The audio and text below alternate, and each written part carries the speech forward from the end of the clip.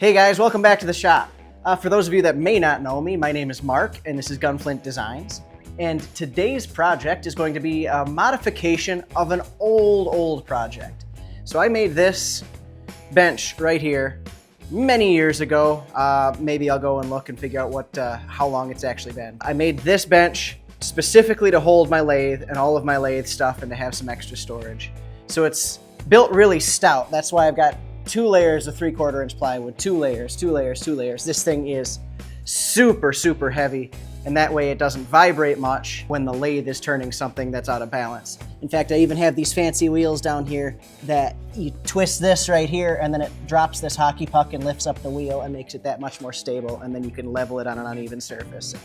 All of this was designed around the lathe, which I don't use much anymore. About once a year. About once a year I use this lathe to turn a very specific part for a gun cleaning vise that I make and sell at shows. Anyway, since I don't use the lathe much, I'd rather have this space for something else. Well, I sand all of the time. So this has been hanging out on the end of it, and it's worked okay, but it kind of gets stuck back in here behind the dust collector, and it gets a little hard to access. My power switch is all the way around the back side, and sometimes I reach around here where the belt is, and that's not a great place to go with this thing spinning when you're trying to turn it back off. We're gonna pull the lathe off of this. We're going to fiddle with the way the Craftsman is set up over there and have that working a little bit more conveniently. And then I also just got, I believe this is a 12 inch, this is a Jet big disc sander that actually has some dust collection. That's the other part of this, is we're gonna figure out how to use my flexible hose to hook up to get some dust collection on this, some dust collection on that. And what I'm hoping to do is get, you can see my little rigid sander under there. I'd like to have that mounted on this too. So I have one big sanding station with a bunch of storage in it. Some sanding stuff, some whatever shop stuff is gonna go in there. But the plan here is to get that off and figure out how to put all 3 of those different sanders on here to make it the best situation I can get out of it. So that's enough jabbering at the intro. So let's get to it.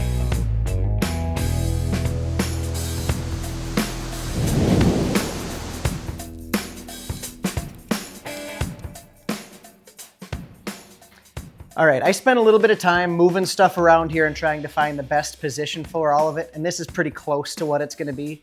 I tried moving the big belt sander. I wanted to try to get it somewhere else. I didn't like it hanging off of the end here, and with the motor in the back, it makes the depth of the whole thing a little bit worse. This just is what it's gonna be. It has to be where it was. I thought about having it in the middle and actually putting the motor inside here and having to cut a hole in the frame or in the top for the belt to go through. It just wasn't gonna fit all 3 of these things the way it is. So it's gonna look a little bit like this. The one thing I'm gonna do different is put some kind of a box under this to get this just higher than the top of this. That way each plane here doesn't interfere with the other one. So the way this is, that just is what it is. This is angled so that if I'm trying to work on something here, I can't actually interact with that at all. We're clear. This, I can run into that, so we're gonna put some kind of a box underneath that. It might even be, you know, a drawer or something. We're gonna lift this up so that when I'm working on this, it actually passes over the top of that.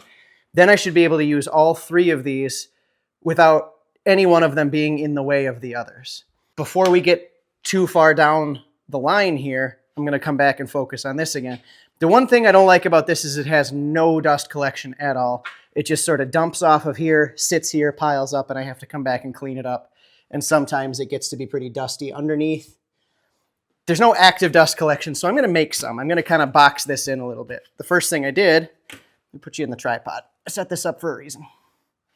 First thing I did was kind of spend some time with a piece of cardboard and figure out this custom shape that I've got to make. So I'm going to cut this out of plywood and completely seal this in. The back will be a little bit harder to seal up because the belt has to pass through it. If you look down here, you know, I can bring this, where's my hand?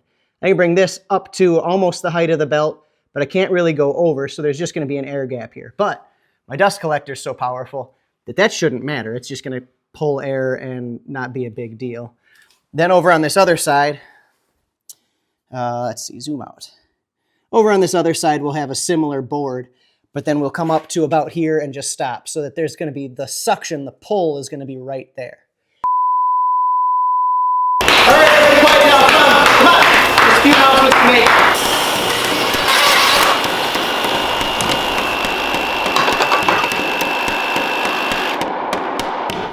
Hammer, hey, pay attention, man.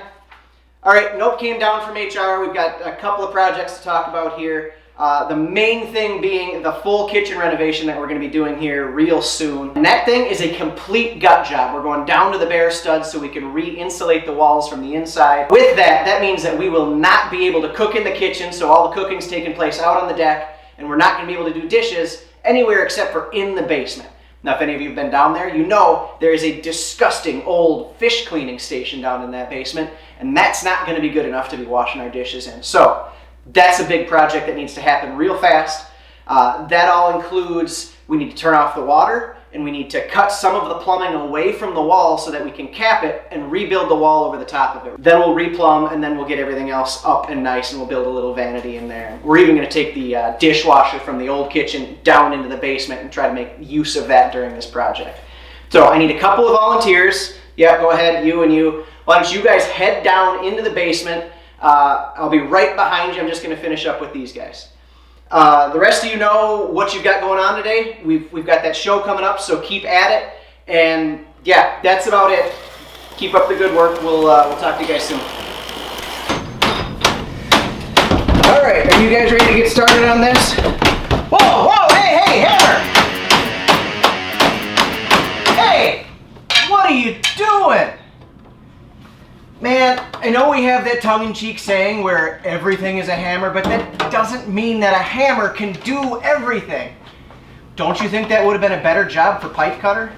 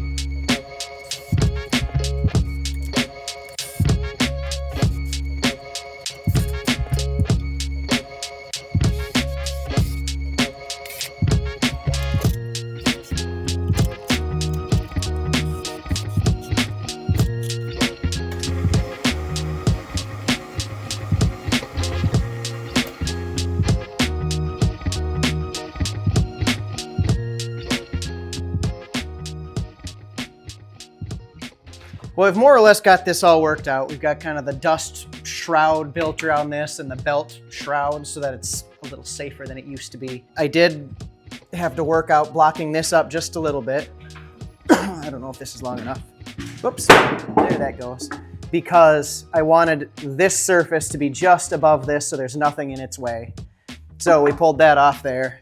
And then this, since that's higher, this has to come up a little bit more. So that's that box that we just made with the drawer in it. And I made it out of scrap. I made it out of junk for the most part. But I also didn't want it to look too horrifying. So I think we're all right here.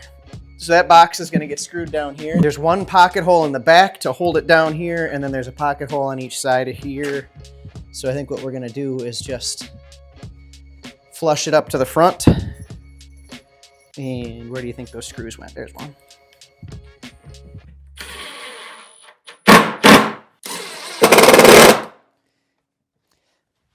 And then there's just a 1/2 inch of space between here and this back. This back originally, that vertical piece was there so that when I built this for the lathe stand, I could actually put this up against a wall and screw through this into a stud and lock it to the wall and make it really strong.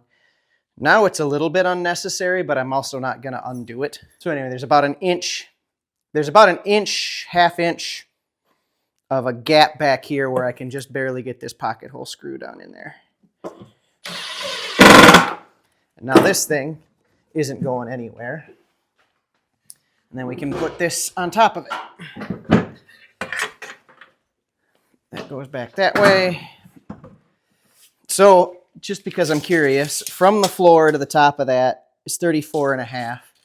The old position it was on the workbench was 36.5. And I always thought that was just a little bit tall back there. So we're 2 inches shorter over here, and not to mention I can get up closer to it as opposed to it being far back in the table like it used to be. This is just too tall of a tool for where it used to be. And then this has a couple of different holes built into it. There's a chamfered one that's actually meant for wood screws, and then there's a big one that's meant for lag bolts. Just like that, this thing's not going anywhere. And I probably don't need to do it all the way around even. It's not like it even had to be bolted down in the first place. I just don't want it to vibrate off of there or anything like that. That thing is locked in. And then if I take a straight edge, we clear that by just a little bit. So now this clears that, and I can change the angle of this until this plane doesn't run into anything. So I could have it pretty close to straight, honestly, except if I was doing something tall, I'd be running into that. So I think I want this plane to miss this corner, which that looks really good right there. So something like where it's sitting right now is where it's going to end up. But I've got to screw this down to these boards and these boards down to the top of this thing. And I need to put a handle in this guy yet.